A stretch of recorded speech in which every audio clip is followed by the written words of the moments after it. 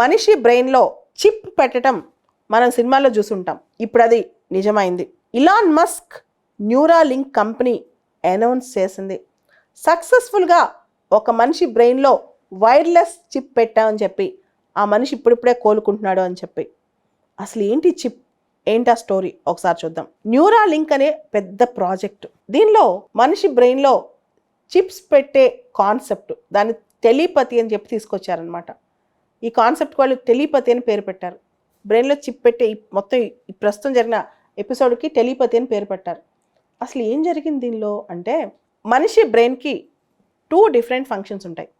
ఒకటి sensory functions, రెండోది motor functions అనమాట. మోటార్ అంటే ఉదాహరణకి కళ్ళు తెరవాలనుకుంటున్నాం, చేతులు కదిలించాలనుకుంటున్నాం, కాళ్ళతో నడవాలనుకుంటున్నాం. బ్రెయిన్ సిగ్నల్ ఇవ్వగానే మనం స్టార్ట్ చేస్తూ ఉంటాం. ఇది మోటార్ ఫంక్షన్స్. సెన్సరీ ఫంక్షన్స్ అంటే టేస్ట్, స్మెల్, టచ్. అంటే మనం ఏదైతే స్మెల్ చేసామో, ఏదైతే టేస్ట్ చూసామో బ్రెయిన్కి ఆ సెన్సరీ ఆర్గాన్స్కి కనెక్షన్ అనమాట.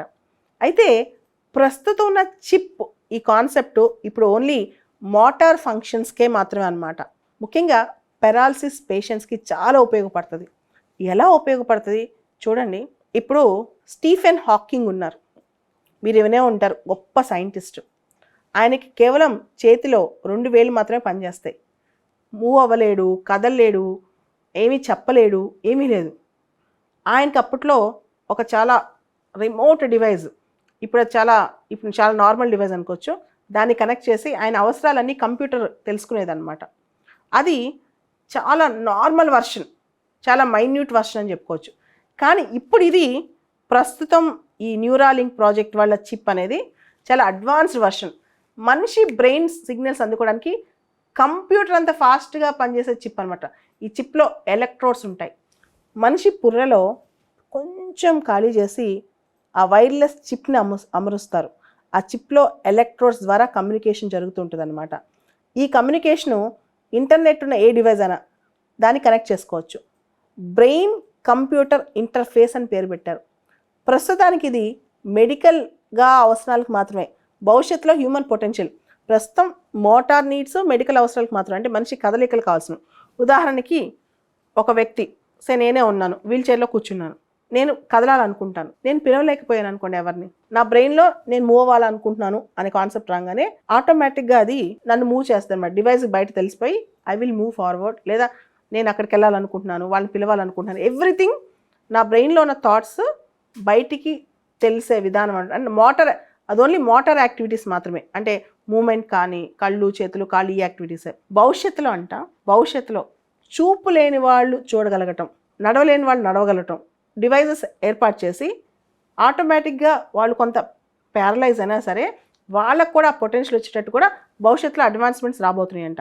ప్రతిసారి ఏదో ఒక అంశంలో సంచలనం సృష్టిస్తున్న ఇలాన్ మస్క్ ఈ మధ్య ఒక ట్వీట్ చేశారు. తొలిసారి మనిషి మెదడులో వైర్లెస్ చిప్ పెట్టారని. ఈ వైర్లెస్ చిప్ ప్రయోగాలకు అమెరికా ఆహార ఔషధ నియంత్రణ సంస్థ FDA గత ఏడాది మేలో ఆమోదం ఇచ్చింది.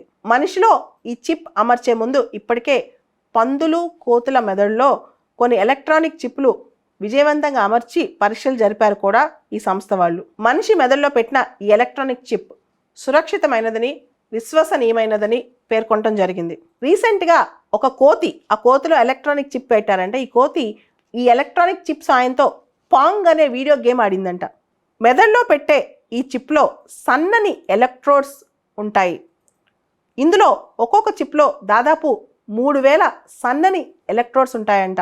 మనిషి యొక్క వెంట్రుకతో పోలిస్తే 20వ వంతు మందం మాత్రమే ఈ సన్నని ఎలక్ట్రోడ్స్ ఉంటాయి. అవన్నీ చిప్లో అమర్చబడతాయి.